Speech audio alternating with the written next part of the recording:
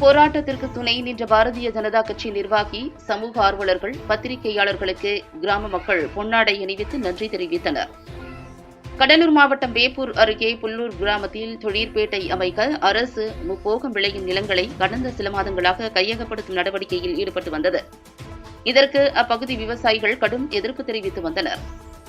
விவசாயிகளின் போராட்டத்தை அடுத்து நிலம் கையகப்படுத்தும் திட்டத்தை அதிகாரிகள் கைவிட்டதாக அறிவித்தனர்.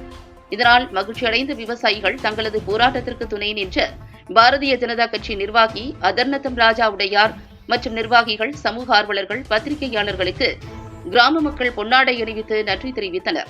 மேலும் இந்த நிகழ்ச்சியில் மத்திய அரசு விவசாயிகளுக்கு ஆண்டுக்கு 6000 ரூபாய் வழங்கும் திட்டம் செயல்படுத்தி வருவது போல் மாநில அரசும் விவசாயிகளுக்கு நிதி வழங்கும் திட்டத்தை செயல்படுத்த வேண்டும் என்பது உள்ளிட்ட பல்வேறு தீர்மானங்கள் நிறைவேற்றின.